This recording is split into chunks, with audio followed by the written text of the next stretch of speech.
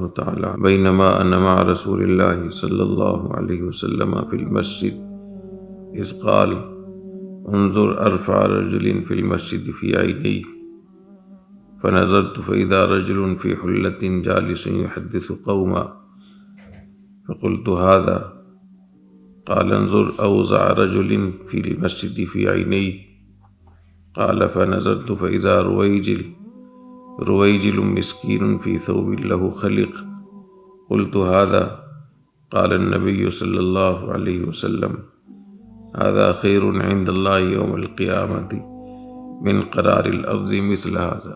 حضرت ابو ذر غفاری رضی اللہ تعالیٰ عنہ فرماتے ہیں کہ ہم حضور اکرم صلی اللہ علیہ وسلم کی صحبت میں تھے، مسجد میں حاضر تھے، نبی کریم صلی اللہ علیہ وسلم کی خدمت میں۔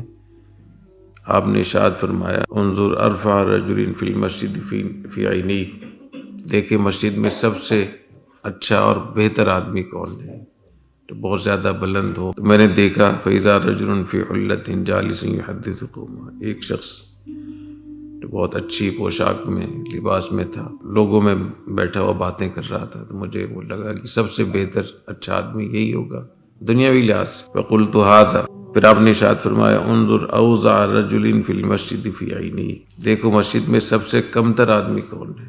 فنظرت فاذا رویجل، میں نے دیکھا تو ایک چھوٹا سا شخص جو مسکین تھا، پرانے کپڑے پہنے ہوئے تھے۔ قلت ھذا، میں نے عرض کیا یہ، آپ نے ارشاد فرمایا ھذا خیر عند اللہ یوم القیامۃ من قرار الارض مثل ھذا، جس کو پہلے تم کہہ رہے تھے کہ سب سے بہتر ہے، اس جیسوں سے اگر ساری زمین بھر جائے تو اس ایک مسکین کے برابر نہیں ہو سکتی۔ اس کا مقصد یہ ہے کہ دیکھنے میں کوئی بہت اچھے کپڑے والا ہو، اچھی ٹھاٹ باٹ کے ساتھ ہو، یہ معیار نہیں ہے اللہ تعالیٰ کے یہاں مقبولیت۔ تو معیار یہ ہے کہ اللہ کے دربار میں کون مقبول ہے کون نہیں، لوگوں کے یہاں مقبولیت نہیں۔ آپ بازار میں چلے جائیں، باہر مارکیٹ میں چلے جائیں، کتنے بڑے بڑے لوگ، لیکن وہ زمین پر بوجھ ہیں۔ وہ طلباء جو مدارس میں رہتے ہیں، بشرطے کہ وہ طالب علم ہوں، طالب دنیا نہ ہو، تو اس ایک کے برابر پوری دنیا نہیں ہو سکتی اگر وہ صحیح ہے۔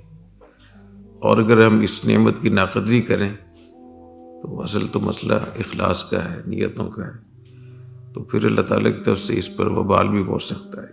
تو اللہ تعالیٰ ہمیں اپنی قدر کرنے کی توفیق دے، دین کی اور دینداروں کی۔ اصل چیز اس میں اللہ تعالیٰ کے ساتھ تعلق ہے اور اخلاص ہے۔ مدرسے میں بھی ہونا چاہیے، تبلیغ میں بھی ہونا چاہیے، دکان میں بھی ہونا چاہیے، فیکٹری میں بھی ہونا چاہیے۔ اللہ تعالیٰ ہمیں توفیق عطا فرمائے۔ السلام علیکم۔